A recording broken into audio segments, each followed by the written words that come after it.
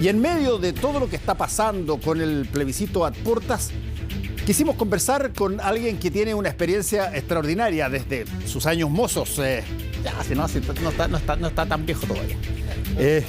De sus años de juventud hasta ahora, que ha pasado por varios gobiernos, pasó por el gobierno de Ricardo Lagos, pasó por el gobierno de Michelle Bachelet, además le tocó lidiar como ministro de Defensa con lo que era el ejército, bueno, y las Fuerzas Armadas. Francisco Vidal hoy día, pero personaje de matinal. De todo. De todo. ¿Cómo estás? Columna mercurial. Pero, Radio El Conquistador. O sea, Pero lo más importante es que sigo haciendo clases, Fernando. Y además no hemos coincidido. Hacemos clases en la misma escuela de periodismo de la Portales. Exactamente. Oye, ¿qué día, no? Por lo menos quiero decirte partamos por ahí, periodísticamente por lo último. ¿Qué día? Un día donde si que uno apostaba a quién podía salir como ministro primero del gabinete, uno hubiese dicho, es que así, ahora último, una suerte de ataque concentrado contra Giorgio Jackson. Contra Jackson, sí. Y de pronto la que... Bueno, así pasa, pues, Fernando. Claro, lo que termina saliendo es Janet Vega por estos acercamientos con una serie de líderes mapuche, entre los cuales estaba Héctor Yaitul. Lo primero que, para la memoria, que un ministro salga antes de los 6 meses, en este caso la Janet, tiene historia también. Acuérdense, Claudio Rego, ministro de la Vivienda del presidente Lago, salió en noviembre del 2000, fue el primero. Acuérdense de Frei Ruiz-Tagle, a los 6 meses sacó al ministro de Interior y al ministro vocero. La presidenta Bachelet 1, a los 4 meses, Saldívar y Silich. Entonces,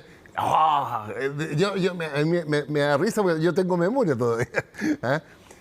Ahora, claro, hay muchas claves por despejar, Fernando. A ver, ¿cuáles son esas claves? Por ejemplo, la llamada es el 11 de mayo, el intento de conversación. 11 de mayo. 2 meses de gobierno exacto.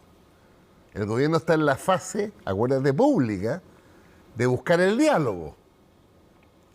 No obstante, las amenazas reiteradas de Yaitul. Sí.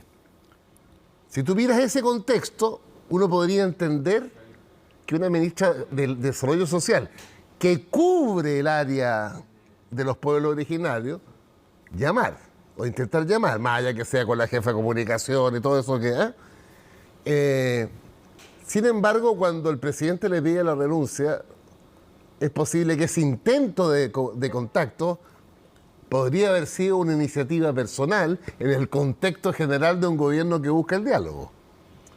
Pero, si le pidieron la renuncia, a esto se va a saber de todas maneras, el gobierno no está informado. Yo supongo que la única lógica por la cual le pueden pedir la renuncia es porque el presidente de la República no está sabía. informado. Lo sabía. La otra alternativa es absurda. Es tratar... Mira, alguien podría plantearlo conspirativamente como 5 rebotes. Como 5 rebotes. A ver, ¿cómo lo puedo hacer? Estoy inventando. Para sacar a los ministros que tengo que sacar, porque ya está la cosa muy... Bueno, se provoca un hecho... Claro. No, pero eso es demasiado... Por eso te digo, ese hecho obliga a un cambio de gabinete claro, pero no. Lo segundo que te quiero decir es que si no sabía el presidente... Una cosa de esta envergadura me estoy refiriendo, ¿no? Normalmente el presidente sabe, se lo comunica a su ministro o ministra del Interior en este caso, evidentemente el subsecretario del Interior. Son operaciones muy complejas. Fíjate que en el caso de la ETA en España y del IRA en Gran Bretaña, hay historias de cómo se llegó finalmente a las negociaciones, son pasos sucesivos, muy cuidadosos. Bueno, y tenemos el resultado de la primera ministra que cae del gabinete del presidente Boric. Complejo, difícil. Ahora, a 10 días del plebiscito, tú sabes que hay 20 interpretaciones sobre esto, ¿no? De que esto es un regalo para el rechazo, otros dicen, no, el gobierno actuó rápidamente. Además, hay que desarrollar mucho más información. Fíjate que en este programa de radio, por lo opuesto, yo estoy con Chalper hoy día. Ha desfilado toda la derecha en ese programa. Lavín, Carlos Larraín, la Isabel Pla, Mario Desbordes y hoy día Chalper. Entonces me decía, pero que es un prófugo. Y yo empecé a acordarme, cuando la ministra Vega intenta hablar con él, no está prófugo. Que es distinto, ¿no es cierto?, que un ministro hable con un prófugo. No, pues. No estaba siendo investigado a partir de la querella del 2020. Ahora, este tipo de cosas, desde lo que ha pasado, estoy hablando desde el 11 de marzo de este año, donde han habido desde el comienzo situaciones que han tenido que motivar explicaciones posteriores, Sí. que tú lo sabes. Parte por Temo Cuycuy. Exactamente. Tú conoces perfectamente el aforismo cuando tú tienes que explicar en política, tienes que explicar algo que no se entiende que tú hiciste, tienes todas las de perder en la explicación. Tienes todas. Partiste con Temo Cuycuy, después hiciste una serie de otras cosas, terminaba con Giorgio Jackson y una serie de cosas. Sí. Bueno, aparece esta situación. ¿Qué tanto estamos asistiendo a una situación que, digámoslo, no es episódica, no son situaciones, sino que hay algún problema sistémico ahí? Bueno, en este mismo canal vi la entrevista al presidente Boric, que fue, en mi opinión, muy buena, pero hay una frase que lo dice todo. A ver. Otra cosa con guitarra. Eso estamos en la fase de... Yo nunca he tocado guitarra, pero uno no empieza a tocar guitarra al tiro, ¿no? Hace como un punteo, raquea. Estamos en esa fase. Ahora, esa fase del guitarreo previo no puede pasar más allá de septiembre-octubre, ¿no? Pero espérate, es que, a ver, hay dos cosas aquí. Una cosa que de alguna manera oculta una situación, que es, uno siempre está pensando en los gobiernos como gobiernos que duran 4 años y eventualmente, posteriormente. Pero aquí, llevamos 5 meses y medio. Desde el punto de vista de las cosas que importan, ¿qué tanto más importa el resultado del plebiscito en 10 días más y las cosas que eventualmente puedan conspirar contra la posición que eventualmente tiene el gobierno en ese plebiscito a raíz de esta serie de materias, digamos? ¿Cómo queda para después? Yo si tuviera en la cabeza el presidente, yo creo que lo ha hecho bien en ese sentido. Es, como diría, acuérdate, las cuerdas paralelas cuando teníamos los líos con Perú. Sí. Una cuerda es obviamente el plebiscito, por la connotación que tiene, por la estrategia que hay detrás. Y otra cosa, ciudadano, el 5 de septiembre, ganemos con el apruebo o perdamos con el rechazo, al presidente le quedan 3 años y medio. Sí. 3 años y medio. Ahora, por eso es que tiene que estar preparado para las dos opciones. Y además, en paralelo, hay una tercera cuerda aquí, Fernando. Marcel avanzando en la reforma previsional. La ministra Janet Jara, que para mí es brillante, ha logrado juntar desde la cuta sutil para rebajarlas de 45 a 40 horas. Avanza la reforma tributaria. ¿Te fijas que hay como 3 planos aquí? Sí, es cierto, pero hablemos políticamente. Ya. Hay como 3 planos.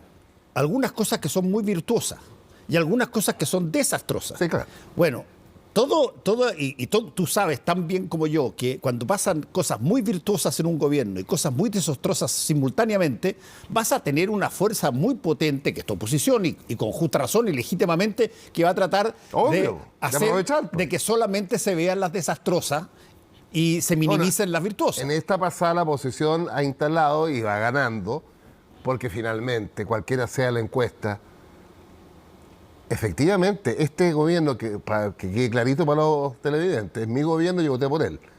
Es el primer gobierno que cae tanto en la aceptación ciudadana desde Elwin. Y el último domingo, 57 opinión negativa, 35 opinión positiva. Bueno, eso, cuando tú ganas con el 55%, en la votación más grande en la historia de Chile, en volumen, con voto voluntario incluido, 8 millones y medio de personas. Sí. O sea, y te pegáis el frenazo para tener hoy día el 35%, 1 de cada 3, es porque le están pasando la cuenta por lo que estamos hablando, hombre. Ahora, más los guaripolas de la derecha de que frente a cada error, la tarea de ellos es magnificarlo, pues. Pero yo creo que el presidente, después del plebiscito, apruebo o rechazo, tiene que hacer un giro. Y además te da otra clave. Es raro, no tiene nada de raro, pero un presidente que le pide la renuncia muy rápida a un ministro normalmente tiene las horas para reemplazarlo de inmediato. Sí. Porque la fila para ser ministro es como en la IKEA. La IKEA en Estados Unidos. O sea, levanta el teléfono el presidente y va a elegir perfiles, hombre, mujer, más viejo, más joven. Entonces, si el presidente dice, nombro a la subsecretaria subrogante, está claro que está esperando después del 4 un ajuste de gabinete. Es cierto. Por lo menos así se entiende en términos de los signos de las cosas. Ahora, ¿qué tanto crees tú que para un gobierno que es un gobierno de mucho personal joven, lo que puede ser muy potente además, pero mucho personal joven, que tiene traspiés muy rápido, si es que efectivamente, como dicen las encuestas, gana el rechazo, tal cual como le afectó al presidente Piñera que ganara por paliza y el apruebo en la primera vez. En la primera vez. La entrada. El 78... 78-22. O sea, eso que fue un masazo, porque te dejó prácticamente con toda la población en contra. Bueno, si es que se produce una situación, aunque sea mucho más estrecha, es que yo creo que va a ser bastante es una situación que, por cierto, no es de culpabilidad del gobierno. Muy difícil para el presidente en ese escenario, pero yo creo que tiene la fuerza, la convicción de que le quedan 3 años y medio, que tiene que buscar una nueva situación si gana el rechazo, porque jurídicamente, ¿qué es que gana el rechazo? Foja cero, jurídicamente, pero políticamente eso no es. Y vamos entonces vamos a el tema de la convención, y va a haber el debate si la convención son 100 o 150, si son 28 distritos o una sola lista nacional, si va a haber paridad, sin duda que la va a haber, y si los escaños reservados van a ser supernumerarios y en función de la proporción de votos. Todo eso lo vas a tener septiembre, octubre, noviembre. Andrés Tagle, presidente del CERVEL, ya nos comunicó que para instalar una elección requiere 125 días, estamos hablando ya de enero. Fíjate los tiempos. Ahora, es muy importante lo que ocurra comunicacionalmente y políticamente la noche del 4, del que gana. Porque el que gana tiene que tener conciencia que si ganamos o perdemos, va a ser estrecho. Sí. Y matemáticamente nunca es posible 50-50. Pero 46-54, 47-53 para cualquier lado, tú tienes la mitad del país en una dirección y la otra mitad en la otra. Ahora, de todas las cosas que se han planteado, y tú con la experiencia que tienes en varias posiciones de gobierno, de todas las situaciones que se han planteado a posterior, ¿cuáles te parecen a ti? Porque todos dicen de alguna manera, mira, voto apruebo para reformar algo, voto rechazo para reformar algo, pongámonos de acuerdo, pero no firmemos nada antes, veamos después. ¿Cuán frágil puede ser eso? Es que yo creo, estoy convencido además. Bueno, todo el mundo sabe, yo soy PPD, ahí hicimos un trabajo, levantamos el tema de primero aprobar para después mejorar. Eso, al final, la coalición completa se lo compró. Yo no lo digo en sentido fatuo. Sino se convencieron de que había que responderle a una parte de la ciudadanía que en el puerta a puerta que uno hace, vas escuchando tú. Que está en Los Bravos la semana pasada, 80 personas, adultos mayores, 2 abuelitas. 2. Francisco, ¿y me van a quitar la casa? Pero, estimada abuelita, si dice derecho de vivienda digna, pero no dice propiedad, pero en otro artículo dice propiedad, y así empiezas tú, empiezas a escuchar.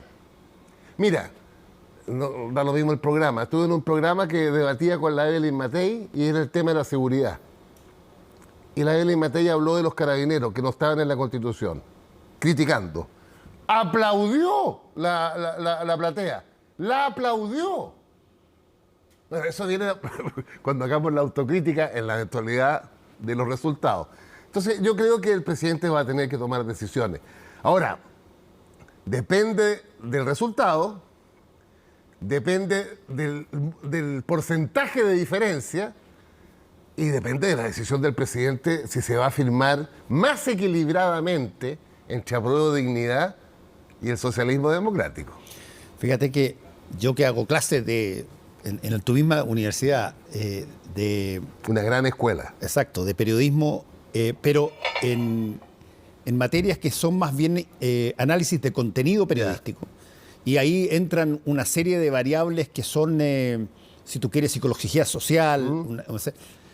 Es impresionante cómo empiezan a aparecer libros y situaciones que tú has leído y que has estado en otras partes y que empiezan a calzar con tus cosas. Por ejemplo, hay un libro muy extraordinario de un estadounidense de origen oriental que se llama Farhad Manjoo, que el título se llama True Enough, suficientemente cierto. Perfecto. Y todo el libro se trata de básicamente responder a una pregunta. ¿Qué tanta evidencia necesitas tener para creer que algo que te dicen es cierto? Es cierto. Y la verdad... ¿La respuesta cuál es? Casi nada.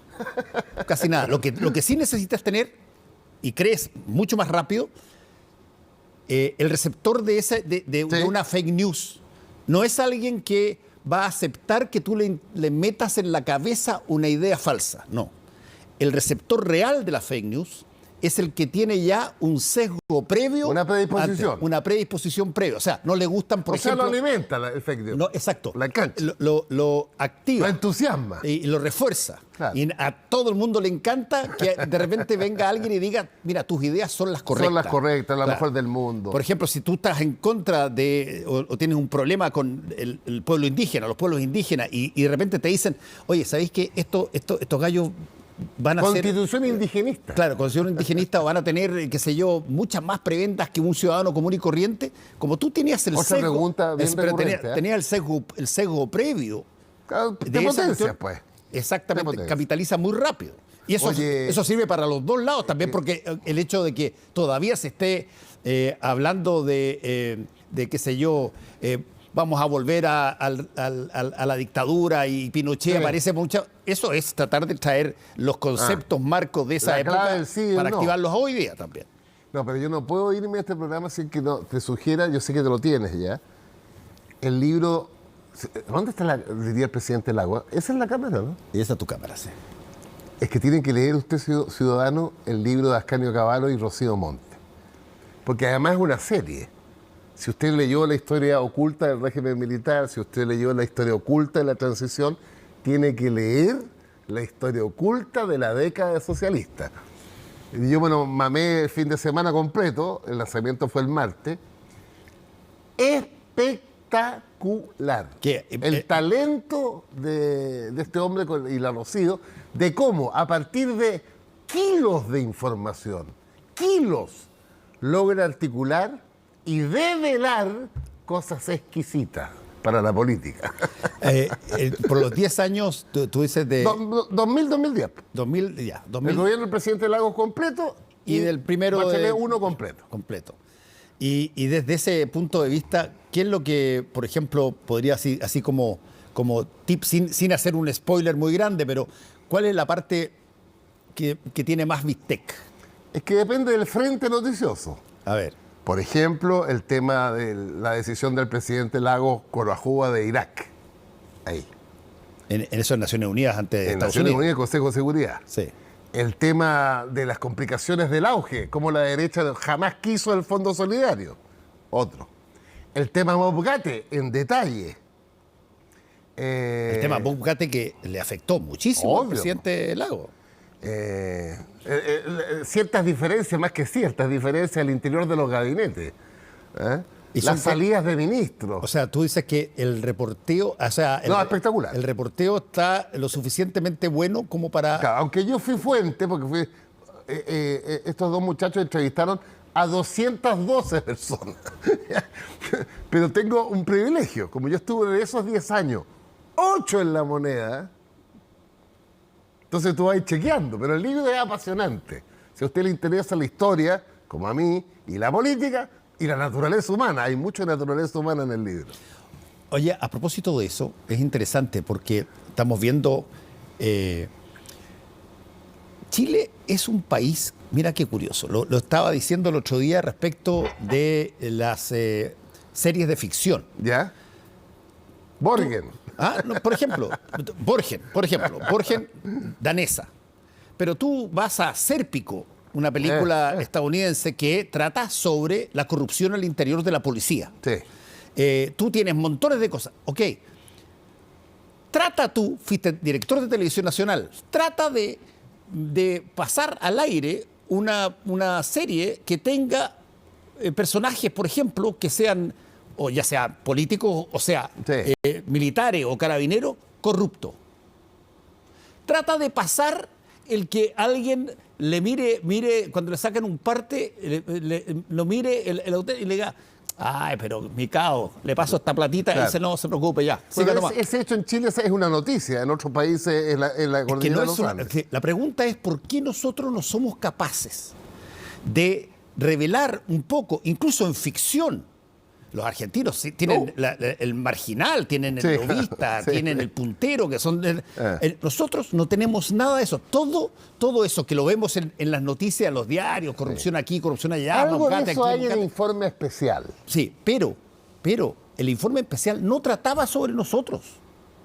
Casi siempre trataba de otros. Sí, también es cierto. Y por lo tanto uno vive difundiendo la idea en términos de una materia que es ficción. Tú puedes inventarla, sí, claro, pero claro. Saltan todos los gobiernos si es que acaso aparece en una ficción, aparece una cosa como bueno, en ese sentido un policía corrupto. Somos muy diferentes de los yanquis y de los europeos, pero lo que te quiero decir es que es interesantísimo ver cómo un par de gobiernos que fueron bastante exitosos. Fíjate que el presidente Lago, los primeros 3 años fueron jodidos por la crisis asiática, sí, con desempleos de 2 dígitos. Y los segundos 3 años despegamos, yo estaba ahí. Salió como con el 65%. Y le pasó la banda a Michelle Bachelet. Explícame cómo Michelle Bachelet 1, yo estaba ahí, salió con el 84% de adhesión y le pasamos la banda a Piñera. ¿Qué tal? ¿Cuál es tu tesis? La tesis es que, como sale en el libro, así que lo puedo decir, alguna vez yo le dije a la presidenta, usted no le va a pasar un solo voto a Frei, su adhesión. Usted tiene que pasarle contenidos a la campaña de Frei, de forma laboral, AFP estatal, los temas de la época. No ocurrió. Tuve objetores a esa propuesta. Pero los objetores tuyos los hay nombrado toda la vida. Hacienda. Sí. Oye, la otra cosa, ahora, ¿qué tanto...? Oye, viene exquisito. ¿Qué? El debate del Transantiago. Sí, no. En el libro de Ascari. Claro, que además yo también leí las memorias de Belisario Velasco, sí, que hace un capítulo sobre esto. Si había que pagar la multa por atrasarlo, 350 millones de dólares, o no pagar la multa de 350, ponerlo en marcha y haber gastado unos 5.000. Bueno, pero Belisario ahí fue aliado tuyo. No, yo llegué después. Sí, pero Belisario también ahí tuvo su... Sí, claro, con Velasco. Velasco. Déjame hacerte, me queda poco rato, pero a ver, como se está moviendo la situación, con todas las variables que tenemos, un plebiscito de salida que está aquí encima, la situación que se complica en la situación del sur, sí, y particularmente la detención de Getúlio, lo que puede significar. Y la prisión preventiva. Con la prisión preventiva. La confección y los mismos problemas que ha tenido para instalarse ya el gobierno en todo este tipo de cosas. Bueno, a ver, ¿cómo percibes tú, llamémoslo así, un post-plebiscito independientemente de quién gane? No, pero bueno, pongámoslo en cada caso, Si gana el apruebo, consolidación comunicacional, política, emocional, afectiva, con un determinado camino. Si gana el rechazo, exactamente al revés. Pero creo que el presidente tiene que sobreponerse, sea vencedor o perdedor. Porque con los 3 años y medio que hemos repetido 10 veces hoy día, implica, esto es un gobierno que ganó por sus compromisos de transformación. Y fíjate que lo está haciendo en la tercera cuerda.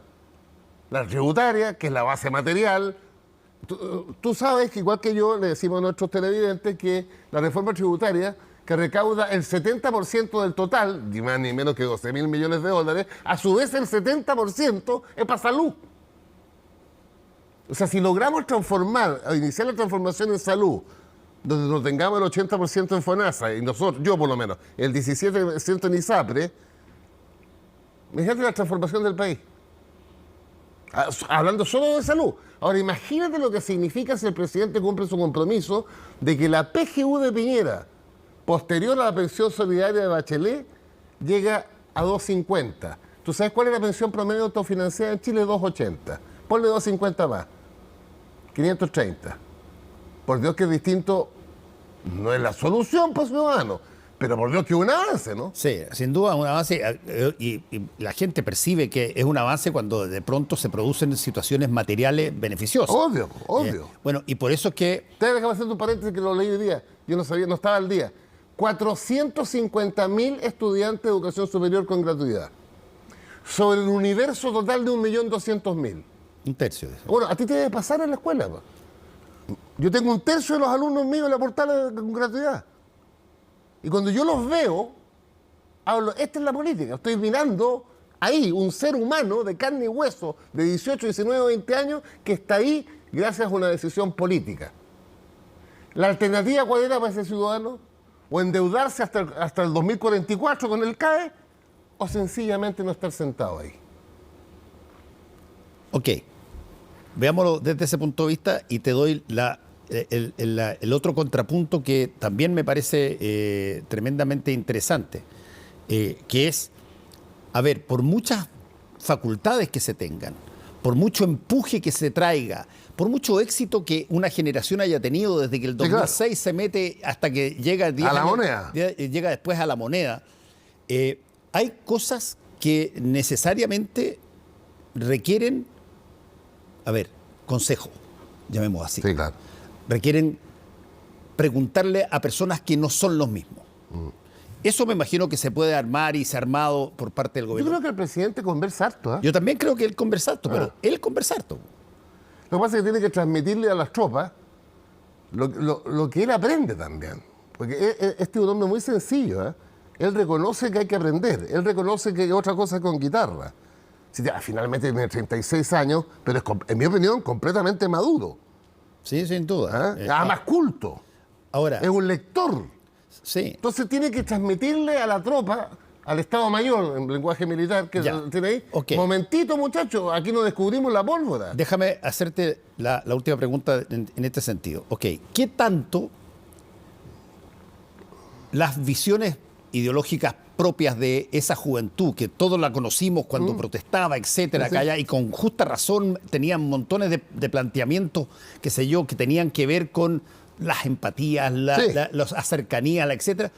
Esas mismas personas, a la hora que les toca gobernar, por ejemplo, tienen que hacer enfrentamientos donde tienen que utilizar las herramientas del Estado, que incluyen la policía, incluyen el ejército. Bueno, esa es guitarra, pues. Esa es la guitarra. Pero ¿qué tanto esa cosa es lo que ha de alguna manera definido buena parte de Yo creo que están en proceso y yo les recomiendo la historia de Chile contemporánea y leer los libros de Pepe Mujica.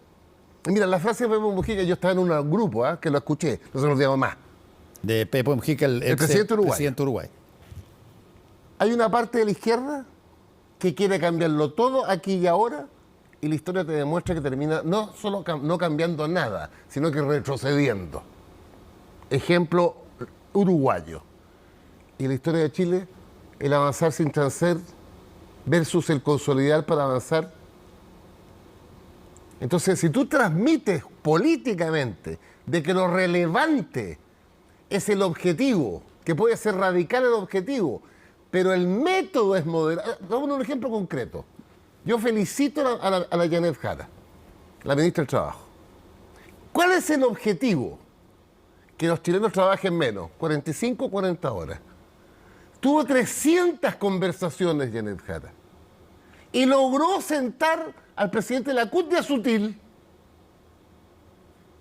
¿Quién ganó con eso? Los millones de trabajadores que en un lapso de 5 años y de ahí para adelante van a poder estar más en la casa. quiero que transmitirte la siguiente idea a estos cabros. El objetivo es lo que importa, aunque sea un tránsito largo, porque al final cambias la realidad. Sí. Y de lo que se trata es cambiar la realidad por una sociedad más decente y más justa. Ahora, eso significa de que cuando no hay viento, hay que ajustar las velas. Obvio. Y ahí viene, yo creo que el ajuste, no sé si será, creo yo, con mi experiencia, que vi los ajustes que se hicieron por distintas razones, o antes del 18 o después del 18.